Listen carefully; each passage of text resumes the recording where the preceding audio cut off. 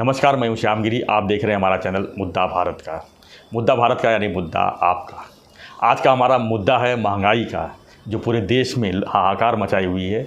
यहाँ तक कि संसद में एक महिला सांसद ने कच्चा बैगन खा के महंगाई का विरोध किया है।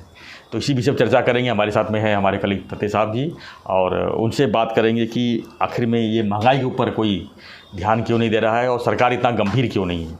तो फतेह जी, आपका स्वागत है हमारे चैनल में, और ज़रा हमारे मेरे को बताइए इसके बारे में जी जो ख्याल है वो शायद लोगों को पसंद आएंगे नहीं आएंगे मुझे मालूम नहीं। अब जिस औरत ने, खासदार ने जी वो बैंगन खा के दिखाया महंगाई के लिए, तो वो है खासदार।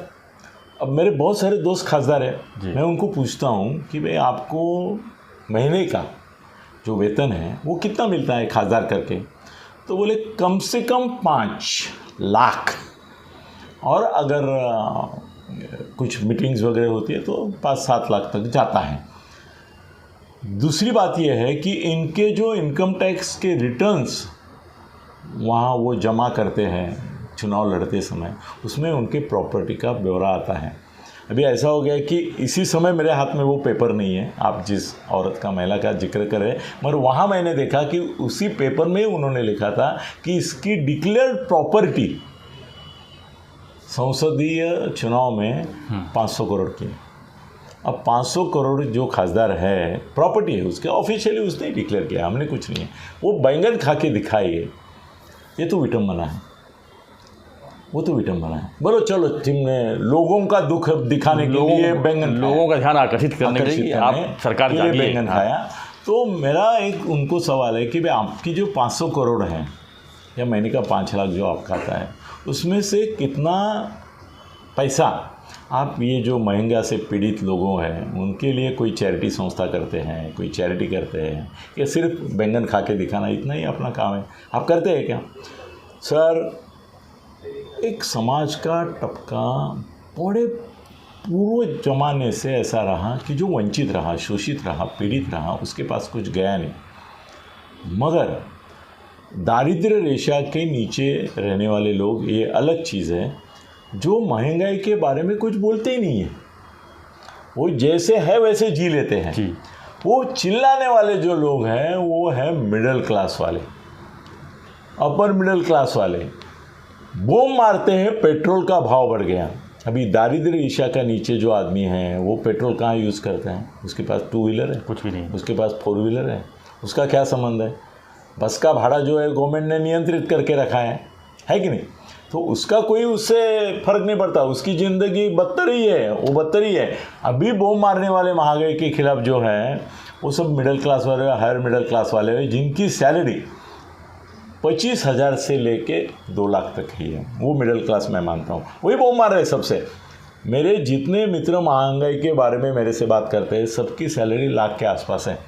अरे वो ही तो खाए। मैं बोला, लाख रुपए तुम कमाते हो, वहाँ तो दिन में 10 और 20 रुपए में जीने वाले लोग हैं, और तुमको महंगाई हो रही है। वो किस चीज़ की हो रही है? पेट्रोल। गाड़ी के बदले पब्लिक व्हीकल से जाओ, क्यों हट करते हो? मेरे को गाड़ी होनी चाहिए, ये होना चाहिए। दूसरी बात है कि देखो, इतनी अगर महंगाई बढ़ गई है तो मेरे साथ अभी निकलो, आप मॉल में चलो। थाना में मॉल है, 5 मॉल हैं, चलो विवेकानंद जाते हैं शाम को। सर, घूमने को जगह नहीं है अंदर, दुकान में जगह नहीं है पाँव रखने को। सैटरडे संडे तो जत्रा होती है वहाँ पे, सब लोग लूट रहे हैं माल। 50% 30% सेल लगे हुए हैं सब जगह। पब्लिक धुआंधार पैसा खर्च करिए। सर, मैं कल इधर कॉर्नर पे, अपना एक ज्वेलर का दुकान है, बड़ा दुकान कॉर्नर पे है, वहाँ पे ऐसे जाते रहते देखा, सर उधर 2 आदमी बाहर खड़े थे। मैं बोला क्या हो गया? बोले अंदर बहुत भीड़ है, हम बाहर खड़े। वो बोले थोड़ा 5 मिनट के बाद आओ, थोड़ा भीड़ ज़्यादा है। अब वो भीड़ भी दिख रही है आपको नहीं दिख रही है? ज्वेलर की भीड़, मॉल में पैसा ही पैसा हो रहा है। Sir, tourist spot.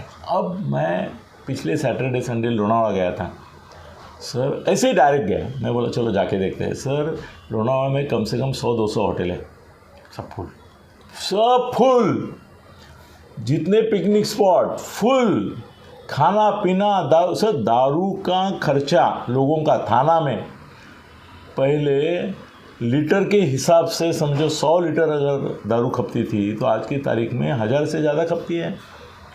बार में जाओ, रेस्टोरेंट में जाओ, जगह नहीं मिलती है, खड़ा रहना पड़ता है। ये पैसा कहाँ आ रहा है? तो महंगाई गई किधर? महंगाई जिसके बारे में ये मिडिल क्लास बोलता है उसको असल में महंगाई की मार पड़ नहीं रही है। उसकी शिकायत है वो भी बड़ी भारी है कि दारू का मेरा पैक जो था वो 135 था, वो 155 हो गया या 175 हो गया। मतलब सर देखो, नेसेसिटी और लग्जरी ये दो अलग चीज़ें होते हैं।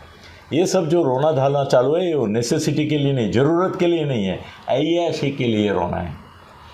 मेरे को बड़ी गाड़ी में जाना है और पेट्रोल और डीजल भरा रहे।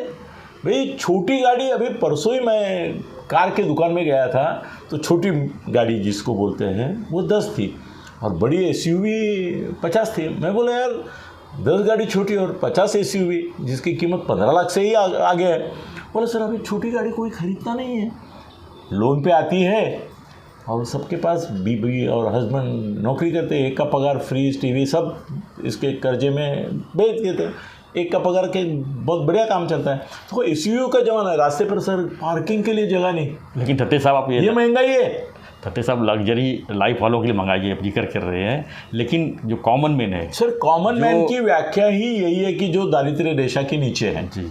और गवर्नमेंट के हिसाब से भारत में करीबन 37% लोग दारिद्र्य रेखा के नीचे है। उनको ऊपर नहीं आना है सर, उनको ऊपर आने का कोई संभावना नहीं है। गवर्नमेंट के पास कोई स्कीम है क्या उनको ऊपर आने की? अभी कल एक 5वीं क्लास की लड़की ने प्रधानमंत्री को लेटर लिखा कि पेंसिल और क्या तो महंगा हो गए, बराबर है ना? तो कहीं कहीं तो लोगों का मतलब सरकार के प्रति नफरत नफरत नहीं होती है, लोग सह लेते हैं। देखो नेहरू के ज़माने से अब तक कितने भाव बढ़े इसका अगर हिसाब लेंगे, देखो यही बीजेपी कांग्रेस के ज़माने में बूम मारती थी कि पेट्रोल का भाव बढ़ गया जी। हाँ जी, 3 मिला के बोलती थी करके। अभी इनके इसमें तो डबल हो गया, अभी बोलती है, अभी कांग्रेस बोलती है। गरीब आदमी के लिए उसको उन्नत करना ये जवाबदारी किसकी है? सरकार की है। बिल्कुल। अभी तेलंगाना सरकार की एक एडवर्टाइजमेंट मराठी टीवी पे आ रही है, शायद उनको नेशनल चंद्रशेखर राव को नेशनल लीडर बनना है ऐसा लगता है। तो उसमें वो दिखा रहे क्या क्या हमने फैसिलिटीज ये वो दिए। आदित्यनाथ योगी उत्तर प्रदेश में कर रहे हैं, उसका एक असर भी और भी बताता हूँ कि ऐसा हो रहा है कि मेरा उत्तर भारत, आप उत्तर भारत के उत्तर प्रदेश के हैं, वहाँ पे मेरा एक जिसकी अच्छी खेती है वो मेरा मित्र है, वो बोल रहा था अभी खेती के लिए मजदूर मिलना बंद हो गया। मैं बोला क्यों? बोले गवर्नमेंट के इतने स्कीम आ गए हैं कि अभी कोई काम करना ही नहीं चाहता, काम ही नहीं करना चाहता है। वो बोले वहाँ जाके हाजिरी कर ली, 100 रुपया मिलने वाला है, उसमें से 20 रुपया वो मुकादम को दे दिया और रास्ते चलते रहते हैं, योजनाएं चलती रहती है, सालों साल चलती रहती है। लोग जाके बैठ जाते हैं वहाँ पे, दिन भर गप्पा मारते हैं, ये करते हैं, थोड़ा दिन में 5 मिनट 10 मिनट काम करते हैं। वो बोला आदमी मिलना मुझे। महाराष्ट्र में भी अभी आप निकलो, मेरे को 10 लोग बोल रहे हैं कि मेरे को अच्छा ड्राइवर चाहिए, नहीं मिल रहा है। 10 लोग मुझे ये बोल रहे हैं कि अच्छा वर्कर चाहिए।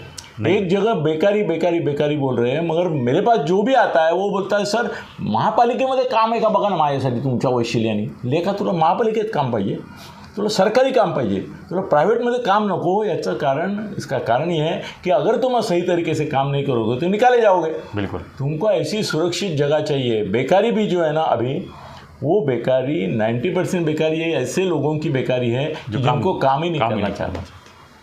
अगर उनको काम करना है तो आज काम ही काम है, काम ही काम है। आप मेहनत करने की तैयारी करो, काम है आपके लिए। आप बैठे बैठे जीना चाहते हैं तो ये महंगाई वगैरह जो है वो दंत कथा है सर, आदिम काल से चालू है। तुकाराम जो 400 साल पहले हुआ, उसके यहाँ जब दुष्काल पड़ा तो सर उसके पूरा परिवार उसमें मर गए। तो ये क्या आज की बीमारी और दारिद्र्य ऐसा नहीं। संत कथाओं में तो वो भगवान रूप लेता है और उसका कर्जा चुकाता है, उसको कुछ ये करता है। तो ये पुरानी कहानी है। वो भाई हमारे भगवान श्री कृष्ण का सगा दोस्त कौन था? सुदामा। सुदामा क्या था? दारिद्र्य रेखा का नीचे का आदमी था। अभी भगवान कृष्ण के होते हुए वो भी दारिद्र्य रेखा के नीचे रहे, ये किसकी विटंबना है। भगवान कृष्ण ने उसके पोहे खाते खाते बोला, उसको बहुत मीठा लग रहा है, हम भी ढोल बजाते हैं कि देखो भगवान साक्षात श्री कृष्ण ने उसके पोहे खाए और उसको अप्रिसिएट किया। मैं वहाँ अप्रिसिएट करता था उसको कि उसको ये ऐसा जीवन जीने की मजबूरी नहीं होती, तो वो भगवान कृष्ण को पहले उसके लिए कुछ करना चाहता। और सुदामा घर घर में थे उस समय भी, एक सुदामा का पोहे खाए लाखों करोड़ों सुदामा का क्या। तो आज भी अपना जो कृष्ण दिल्ली में बैठा है या इधर बैठा है, वो कृष्ण सुदामा के पोहे खाने के पीछे है, उसको उन्नत करने के पीछे नहीं। इसलिए महंगाई की बात हो रही। धन्यवाद थत्ते जी। तो महंगाई के ऊपर थत्ते जी ने बहुत अच्छे विचार रखे कि लोग काम नहीं करना चाहते और महंगाई की रट लगाते हैं। तो आपको हमारा वीडियो कैसा लगा हमें जरूर कमेंट बॉक्स में लिखिए, और वीडियो पसंद आए लाइक शेयर सब्सक्राइब करना ना भूलें। धन्यवाद।